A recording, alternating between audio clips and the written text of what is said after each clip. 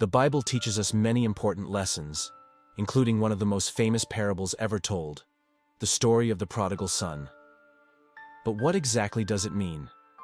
What was Jesus really trying to tell his followers about family, forgiveness, and God's love? Join us today as we dive deep into this timeless tale and explore its deeper meaning in our lives. So let's dive in. A man had two sons. The younger son said to his father, "Father, give me my share of the estate." And he divided his property between them. Not long after, the younger son assembled a group of friends and set off on a long journey. When his money ran out, he found himself in desperate need. So he went to work for a local farmer and ended up so far from home that he couldn't even call out to his father for help. For a long time, he lived in poverty, eating meager meals and wearing rags. But eventually, when the son ran out of money, he realized that he had made a terrible mistake. He yearned for his father's house where there were plenty of leftovers and a warm fire to return to. But his pride wouldn't let him turn back. Meanwhile, back at the house, the father missed his youngest son terribly. One day, while standing by the window and gazing out over the fields, he saw a small group approaching. His heart skipped a beat as he hoped it might be his son. Was he finally coming home? When they drew closer, he could see that it wasn't. It was just a random group of travelers. Disappointed, he turned away from the window and returned to his work. But soon a loud voice startled him. It was his son calling out to him from far away. "Father, I have sinned against heaven and before you. No longer consider me to be your son." The father immediately dropped everything and raced outside. When he saw his son in the distance, he began running toward him. The son was overcome with emotion and fell to his knees before his father. But before he could utter a word, the father embraced him, shedding tears of joy.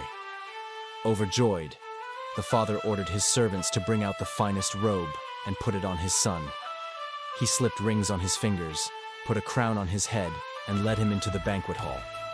There, a great feast awaited them. As the celebration raged on, the father announced to all, "My son was dead and has now returned to life. He was lost and is now found. Let's celebrate with a feast of festivities, for I am his father." Now, you may think you already know the moral of this story. It's about being welcoming and forgiving, right? Well, that's part of it. But let's dig a little deeper. The younger son represents those who leave the safety of God's teachings in search of something better, but ultimately find themselves lost and broken. The journey can symbolize any endeavor that takes us away from faith and righteousness. It could be a move to a new city or a new job, a romantic relationship, or even a casual fling. It might be a friendship or joining a social club, getting involved in politics, or dabbling in drugs or alcohol. Anything that diverts our attention from God and His path for us can be considered a journey. The key here is that the journey must be voluntary. We choose to walk away from God and His principles. In the story, the younger son asked for his inheritance early, showing his desire to break away from his father's teachings. Similarly, when we willingly stray from God's path, it indicates a deliberate choice to leave Him behind. As the younger son squanders his inheritance, he experiences temporary pleasure, just as those who abandon God often find fleeting happiness in their pursuits. But this joy quickly fades, leaving only regret and despair. Eventually, the son finds himself destitute and alone, mirroring the spiritual state of those who turn away from God. They may start to feel empty and disconnected, longing for the comfort they once knew. It's at this low point that the prodigal son realizes the error of his ways and turns back. This signifies a change of heart and a desire to return to God. However, there's no guarantee that God will welcome him back. Many people who stray from their faith never return. They remain lost in their sins, cut off from God's love and grace.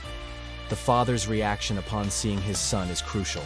Initially, he doesn't hesitate to drop everything and run to his son. This demonstrates the unconditional love and eagerness of God to reunite with those who turn back to Him. No matter how far we may stray, God is always ready to forgive and restore us. However, the story doesn't end there. The father doesn't simply embrace his son. Instead, he dresses him in fine clothes, puts rings on his fingers, puts a crown on his head, and leads him into the banquet hall. This symbolizes the spiritual riches and heavenly rewards that await those who turn back to God.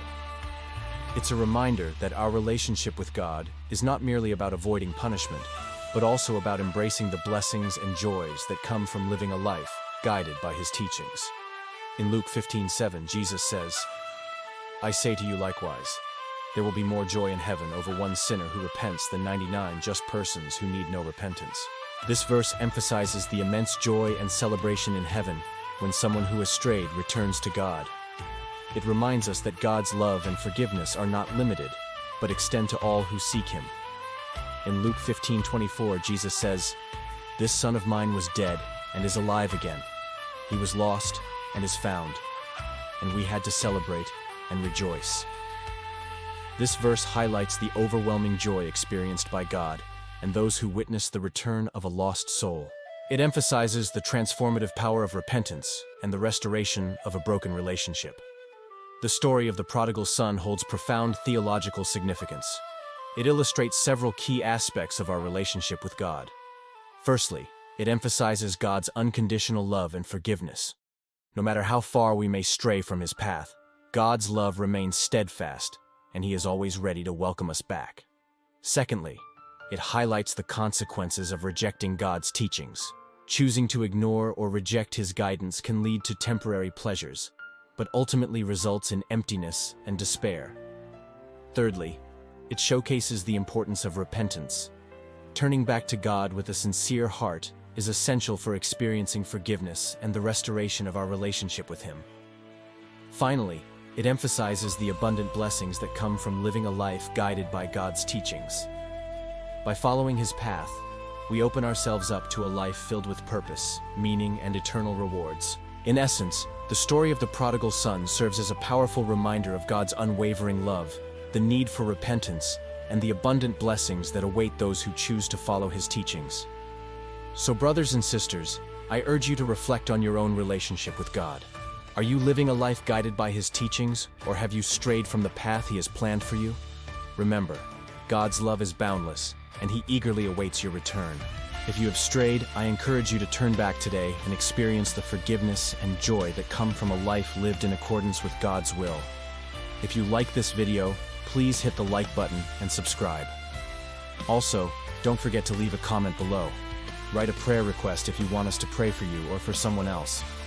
Or write a thank you note if you want to express gratitude to God for something good that happened in your life. You can also ask questions about God, the Bible, or anything related to faith. Your comments inspire us and help us create more content like this. Thanks for watching, and see you in the next video.